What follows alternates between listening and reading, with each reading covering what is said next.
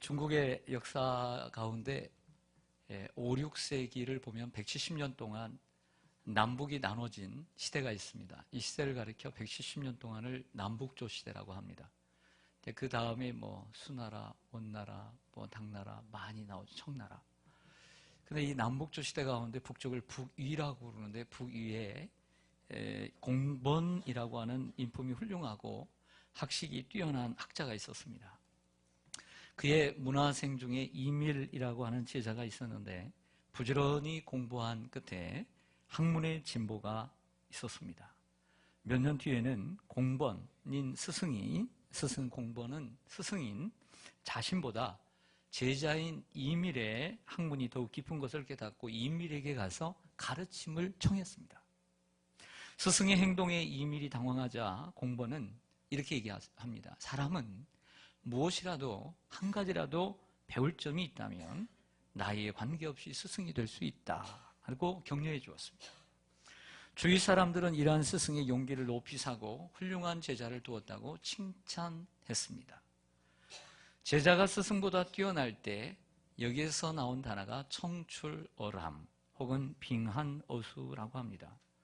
청, 푸른 것은 나왔다는 거죠. 어디에서 나오면 쪽남에서 나왔습니다. 쪽남이라고 하는 것은 이 풀, 즉 푸른색을 내는 풀인데 그 풀에서 색깔을 빼내는데 그 푸른색보다 더 파랗다라고 하는 것입니다. 빙한호수는 얼음은 본래 물이었으나 물보다 차다는 뜻을 갖고 있습니다. 자, 오늘 우리가 읽은 본문도 나라는 다르지만 똑같은 남북조 시대, 자, 이스라엘과 중국이라는 나라는 다르지만 중국의 9세기의 남북조 시대, 즉 북이스라엘의 존경받는 영적 스승 엘리야와 그의 제자 엘리사의 이야기를 다루고 있습니다. 엘리야 선지자는 자신의 사명을 다 마치고 죽음을 앞두고 있었습니다. 회오리 바람을 타고 올라갈 것을 알고 있었습니다. 그리고 제자 엘리사도 그것을 알고 오늘 줄기차게 그림자처럼 그를 따라가는 장면이 오늘 본문에 나옵니다.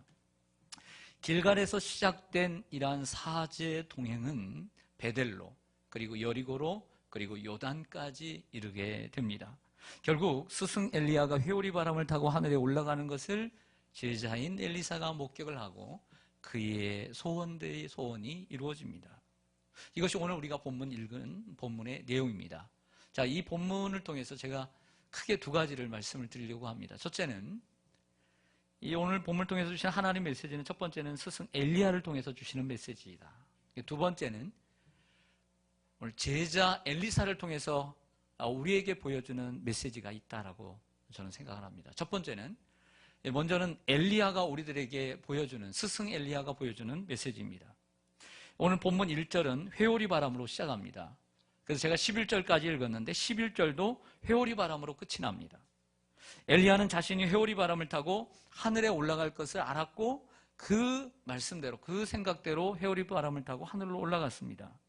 그리고 그가 이 하늘로 올라가기 전에 이 하루를 어떤 시간으로 보내냐면 길갈에서 출발을 해서 베델로 그리고 여리고로 요단으로 가는데 이 세 도시가 모두 공통점은 선지자의 제자들이 있는 곳이다 라고는 성경은 분명히 말하고 있다는 거죠. 한마디로 요즘 얘기하면 신학대학, 하나님의 사람들을 키우는 이러한 하나님의 종들을 키우는 신학대학을 방문했다는 것입니다. 이것은 뭘 가리키냐면 만약 우리가 하루를 인생을 남겨놓고 있다면 여러분들은 어디를 방문하고 누구를 만나겠습니까? 바로 오늘 만나는 사람이 우리의 인생에 가장 소중한 사람 아니겠습니까? 오늘 하루 남은 나의 인생 가운데 누구를 만나고 누구를 만나서 정리를 하겠습니까? 그 사람이 내 인생에 가장 소중한 사람인 것이죠. 오늘 마찬가지로 엘리야도 자신이 오늘 하나님 앞에 부름받을 것을 알고 이 세 도시에 신학교를 들렸다는 것입니다. 예수님에게 시선을 한번 고정해보죠. 예수님께서 자신이 유월절이 가까이 오자 죽으실 것을 아셨습니다. 그리고 벳바기에서 어린 나귀를 타고 스가랴 9장 9절의 말씀에 성취처럼 어린 나귀를 타고 예루살렘 올라가십니다. 그 주간을 한 주간을 고난주간이라고 얘기하죠. 나사로의 집인 베드로의 그 베다니에서 주무시고 아침마다 일찍이 일어나 예루살렘 올라가십니다. 일주일 내내 하루하루 매일매일 올라가신 곳이 어디입니까? 성전입니다. 예수님의 관심은 어디 있었냐면 성전에 있었던 거죠. 우리 여기에 관심사를 할 수 있는 것입니다. 마찬가지로 엘리야의 관심사는 어디에 있냐면 사람을 키우는 것이었습니다. 자기와 같이 바알에게 절하지 않는 사람, 하나님의 사람을 키워 어두운 시대에 빛을 비추도록 사람을 세우는 일에 관심을 가졌습니다. 그래서 선지자 학교를 세웠고 선지자들을 길러냈던 것이죠.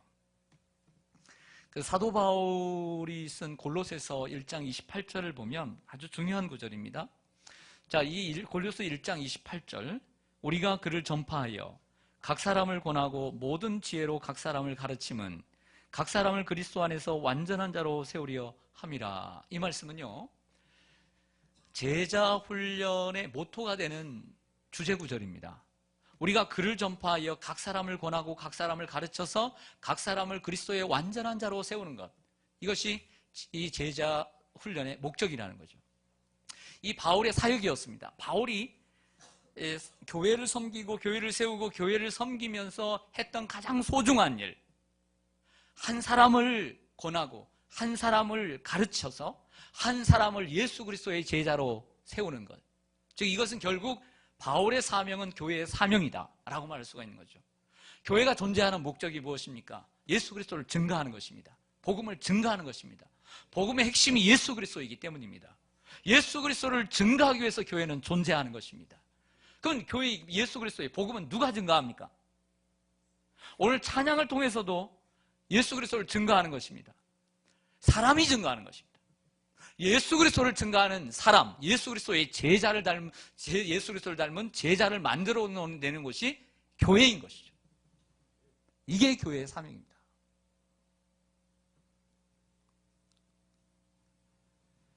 복음서 속에서는 너희가 나를 따르는 제자가 되라, 너희는 모든 민족에 가서 제자를 삼으라고 말하지만 서신서로 넘어오면서는 이 제자를 삼는다는 단어가 그리스도 안에서 온전한 자, 그리스도 안에서 완전한 자라는 표현으로 바뀌게 됩니다. 이게 제자입니다. 즉 그를 전파하여 각 사람을 권하고 각 사람을 가르쳐서 그 한 사람을 그리스도의 온전한 제자로 삼는 것, 이게 바울의 사명이었다고 하는 것이죠. 말씀과 기도와 훈련으로 그리스도의 제자를 만들어 내야 합니다. 이것이 교회의 사명인 줄로 믿습니다. 제대로 된 인격, 그리고 제대로 된 신앙, 이런 균형 잡힌 온전한 인격과 신앙의 일꾼들을 만들어내서 복음을 전하는 것, 이것이 교회인 것이죠. 에드윈 마크임이라고 하는 사람이 이런 글을 썼습니다. 인간의 모든 계획이 사람을 키워주는 일이 아니라면 그 어떤 일도 무익할 수밖에 없다. 여러분, 가정의 존재의 목적이 무엇입니까? 생육하고 번성하고 땅에 충만한 것. 자녀가 없다면 부부끼리 행복하게 살 수도 있지요. 그러나 가정의 존재의 목적은 사람을 키우는 것입니다. 자녀를 키우는 것이죠. 그리고 만일 우리가 그것을 알지 못한다면 우린 소경일 뿐이다. 사람을 세우지 않는다면 이 도시들을 아름답게 꾸밀 이유가 있을 것인가? 라고 물었습니다. 교회도 마찬가지가 아닐까요? 사람을 키우지 않는 교회가 미래가 있겠습니까? 저는 좀 스포츠를 보는 걸 참 좋아합니다. 여러분, 세계 최고의 구단들을 보십시오. 축구만 생각해도 영국, 스페인, 이탈리아, 프랑스, 그 중에 그 구단의 미래는 유소년 축구에 있는 거예요. 유소년 축구들을 얼마나 그 축구인들을, 그 어린애들을 양성을 합니까? 우리나라에서도 거기 들어가기 싶어서 그 부모들이 그 모든 인생을 바쳐서 보내는 거죠. 다음 세대가 있어야 미래가 있는 거예요. 할렐루야. 나라도 마찬가지입니다. 나라도 그 나라를 이끌어갈 동량들이 있어야 미래가 있는 거죠. 교회도 마찬가지입니다. 모세도 영원하지 않았습니다. 그러나 여호수아가 있었고요. 다윗도 영원하지 않았습니다. 그러나 솔로몬이 준비되어 있었습니다. 엘리야도 영원하지 않았습니다. 하지만 엘리사가 준비되어 있었습니다. 왜 교회가 사람을 길러야 합니까?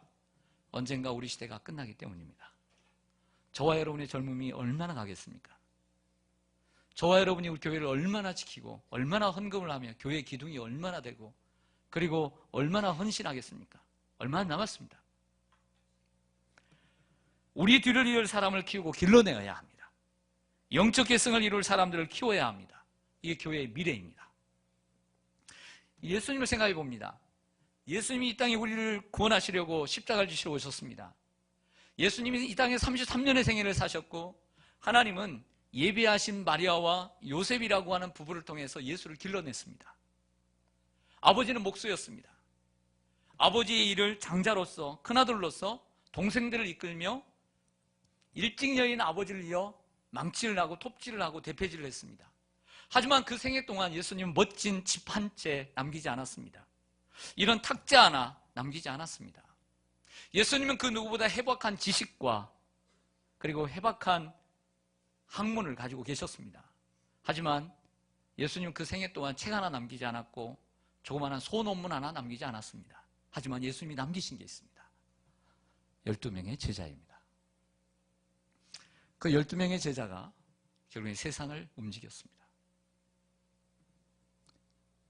한국교회가 130여 년의 역사 가운데 큰 건물을 자랑합니다. 세계의 큰 교회 가운데 절반이 한국에 있다. 많은 헌금을 자랑합니다. 넓은 주차장을 자랑합니다. 교회들이 멋진 카페를 자랑합니다. 그것도 필요합니다. 하지만 그 무엇보다 중요한 것은 제대로 된 예수님의 제자입니다. 몇 사람의 제자만 있어도 교회의 미래는 밝습니다. 만약에 그 몇 사람의 제자가 없다면 그 큰 건물도 그 많은 헌금도 하루아침에 사라질 것입니다. 우리 시온산교회 자랑은 건물에 있지 않습니다. 역사에도 있지 않습니다. 교회의 자랑은 다음 세대에 있어야 합니다. 교회의 자랑은 예수 그리스도의 제자의 수에 있어야 합니다. 사랑하는 성도 여러분, 오늘 엘리야가 우리를 통해서, 이 엘리야가 자신의 삶을 통해서 보여주고 있는 것은 교회는 사람을 키우는 것이다. 이것이 바로 교회의 사명인 것을 우리가 기억하기를 원합니다. 다음으로 제자 엘리사에 대한 말씀을 드리고자 합니다. 이 엘리사는 우리에게 참된 제자이기를 보여줍니다.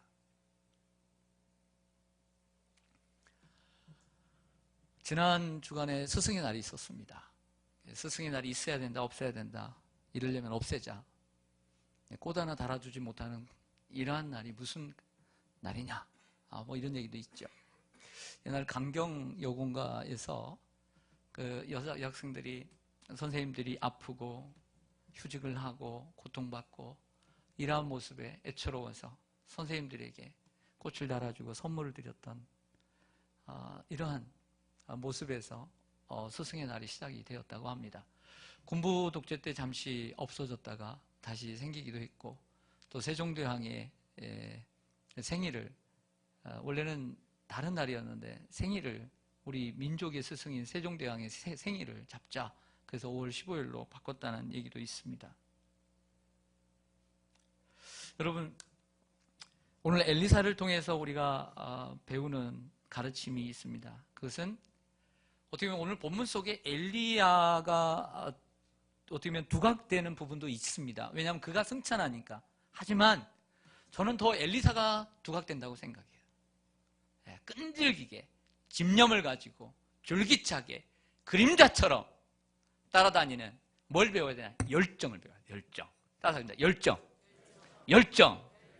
한번 여러분 물어보겠습니다. 열정 없는 사람이 그 공동체를 변화시킬까요? 네? 우리 교회 누가 이끌까요? 네?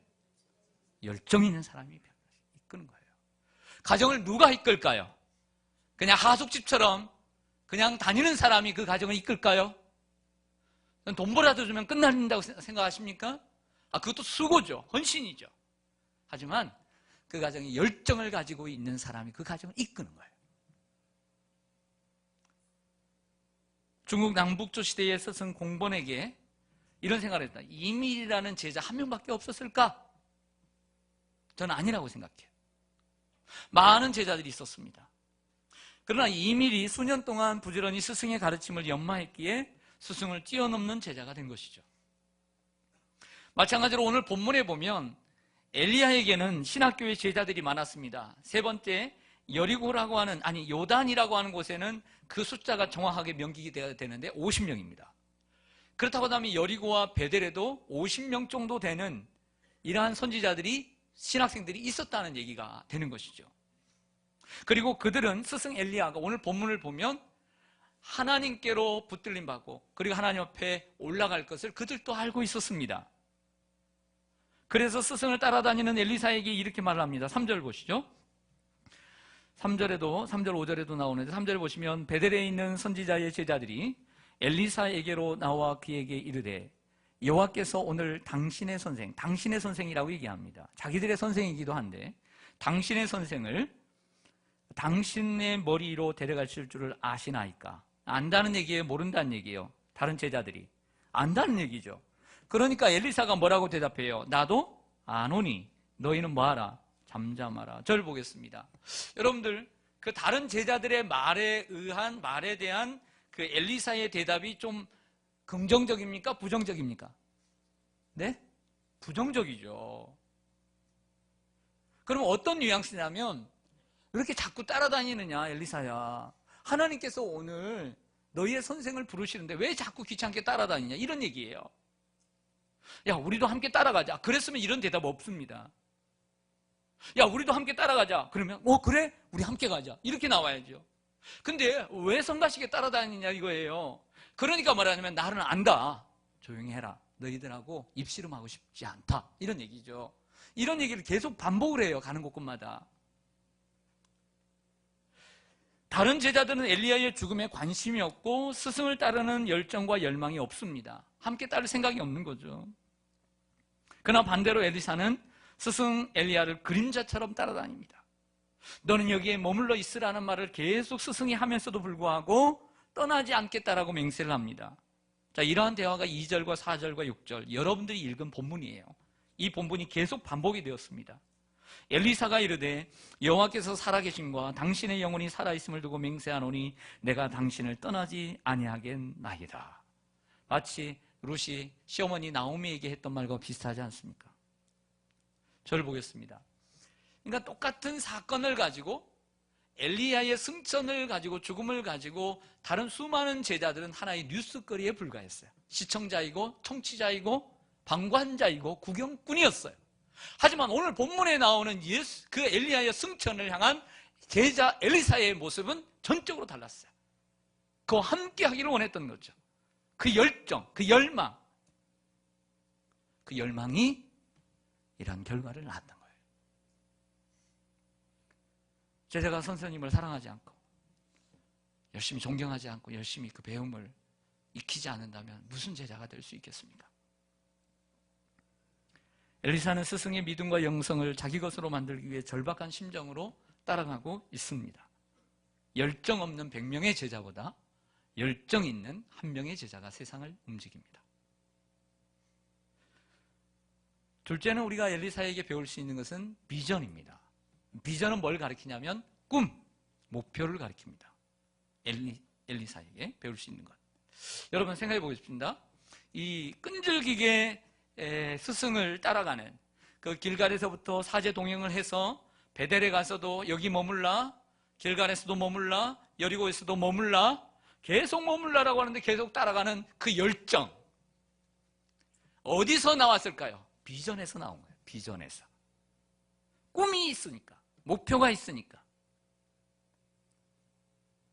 제 큰애가요 고등학교 3년 동안 공부를 열심히 하더라고요. 단 지금은 안 해요. 그런데 왜 공부를 열심히 했는가 생각해보면 목표가 있었기 때문에 정말 열심히 하더라고요. 잠을 줄여가면서 열심히 했어요. 무엇이 그 열정을 이끌어냈죠? 그 학생들 정말 잠이 얼마나 많습니까? 얼마나 피곤합니까? 그럼에도 불구하고 그 3년 동안 왜 고생을 했죠? 비전이 있기 때문에 고생한 거예요. 열정은 비전이 가져오는 거라는 거죠. 할렐루야. 여러분 회사를 다닙니다. 회사를 다니는데 그 회사원이 비전이 없어요. 회사에 대해서. 그 회사원이 열정이 있을까요? 없을까요? 없죠. 많은 직원을 두신 분들 그 여러 10명의 직원 가운데 그런 열정을 가진 직원을 찾아보기 힘들죠. 그런 사람을 보면 곁에 두고 싶은 거죠. 학생들이 왜 열정이 없죠? 꿈이 없기 때문에 그런 거죠. 여러분, 신앙도 마찬가지입니다. 신앙생활 하면서 비전이 없고 예수님을 닮으려고 하는 열망도, 더욱더 신앙생활을 잘하려고 하는 열망도, 성령의 은사와 체험을 맛보고 싶은 열망도, 성경을 더 알고자 하는 비전도 없으면 열망도 없는 거예요. 그게 왜 따라옵니까? 반대로 목표가 생기면 열정이 치솟아 올라옵니다. 꿈이 이루어지는 것입니다. 사람이 무기력해지는 것은 삶의 목표와 꿈이었기 때문입니다. 그런 사람들은 다시 꿈을 찾아야 합니다. 그래야 그 인생이 생기가 도는 것이죠. 엘리사는 그런데 생각보다 비전이 컸습니다. 9절을 보겠습니다. 요단을 건넜습니다. 건너매 엘리야가 엘리사에게 이르되 나를 내게서 데려감을 당하기 전에 내가 내게 어떻게 할지를 구하라. 엘리사가 이르되 당신의 성령이 하시는 역사가 갑절이나 내게 있게 하소서 하는지라. 아멘. 엘리사가 구한 것은 엘리야의 갑절의 성령이었습니다. 엘리야처럼 거룩한 사람이 되어가고 하나님처럼, 엘리야처럼 하나님께 귀하게 쓰임받는 사람, 이 어두운 시대지만 환경을 초월해서 하나님 앞에 쓰임받는 사람이 되고 싶은 거룩한 열망이 있었던 것이죠. 그래서 친구들의 2배가 아닌, 친구들의 지식과 능력과 재능의 2배가 아닌 그 스승의 능력의 2배를 구했습니다. 얼마나 당돌합니까? 이렇게 당돌할 수가. 하지만 그 능력은 스승이 줄 수 있는 게 아니죠. 누가 줄 수 있는 거예요? 하나님만이 주실 수 있는 거예요. 그래서 10절에 이렇게 얘기합니다. 이르되 내가 어려운 일을 구하는도다. 그러나 나를 내게서 데려가시는 것을 내가 보면, 데려가는 것, 승천하는 것을 보면 그 일이 내게 이루어지려니와 그렇지 아니하면 이루어지지 아니하리라 하고, 11절 보면 2 사람이 길을 가며 말하더니 불수레와 불말들이 2 사람을 갈라놓고 엘리야가 회오리 바람으로 하늘로 올라가더라. 12절에 엘리사가 뭐하고? 보고. 결국 봤어요, 안 봤어요? 그 약속한 대로 뭘 받았겠어요? 갑절의 성령을 받았죠.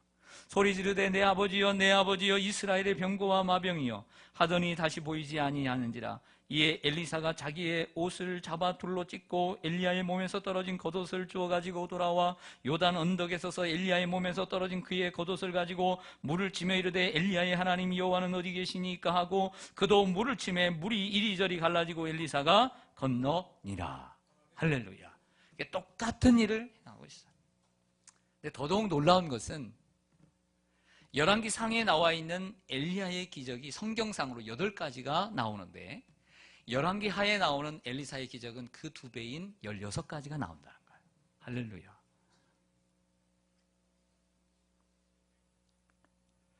지난 이번 달 5월 7일 날 우리 총신대학교 신학대학원 90일의 졸업생들이 졸업한 지 20년 만에 1박 2일로 그 모임을 가졌습니다.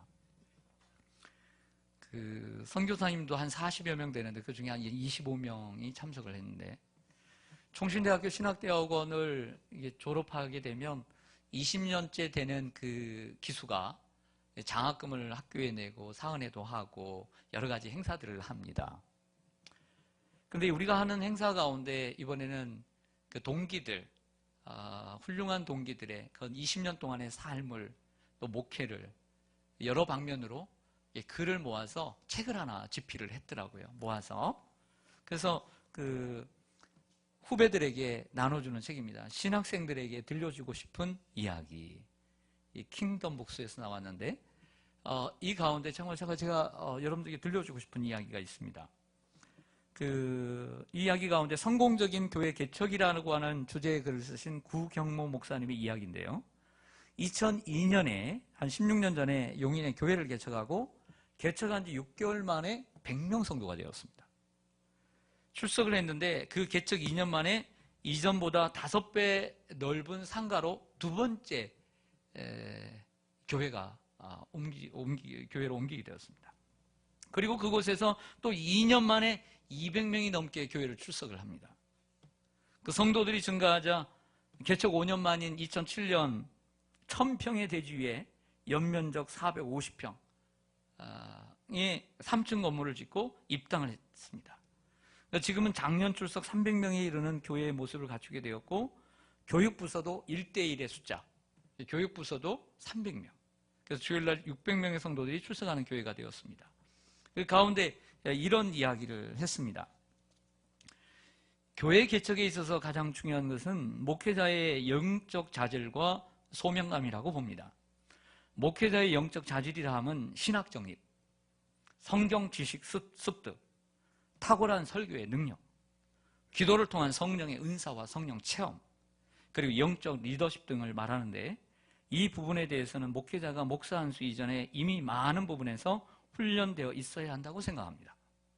또한 목회는 그 성격상 어렵고 힘든 부분이 많이 있는데 저는 목회와 교회 개척에 대한 소명이 분명했기에 단 한 번도 목회를 포기하려는 생각이나 괜히 목회를 했다는 생각을 해본 적이 없었습니다.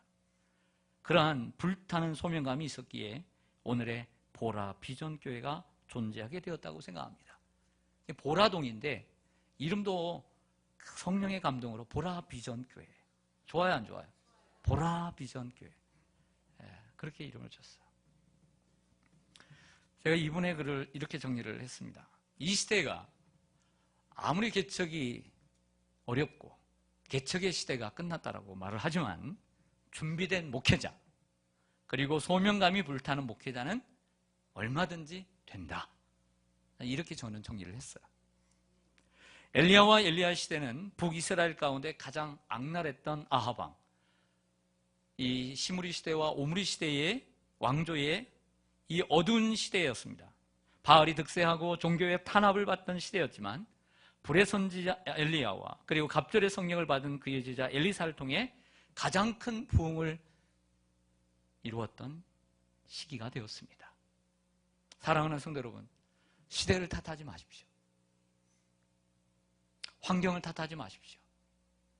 사람들이 따라주지 않는다고 사람들을 탓하지 마십시오. 언제까지 탓하시겠어요, 여러분? 예? 예? 예? 탓하려면 자기를 탓하세요. 비전도 없고 열망도 없는 우리 자신을 탓해야 돼요. 할렐루야. 할렐루야. 갑절의 성령을 구하십시오. 스승의 날을 지나는 오늘은 성령 강림 주일입니다. 그래서 오늘 두 가지를 다 믹서해서 오늘 본문을 정하게 되었고 갑절의 성령 2배의 축복이라는 제목으로 말씀을 전했습니다. 갑절의 성령을 구하십시오. 스승을 존경하고 열심히 배우고 익혀서 스승보다 나은 제자가 되십시오. 그래서 엘리사처럼 2배의 축복을 누리는 여러분들 되시기를 주님의 이름으로 간절히 축원합니다. 기도하겠습니다.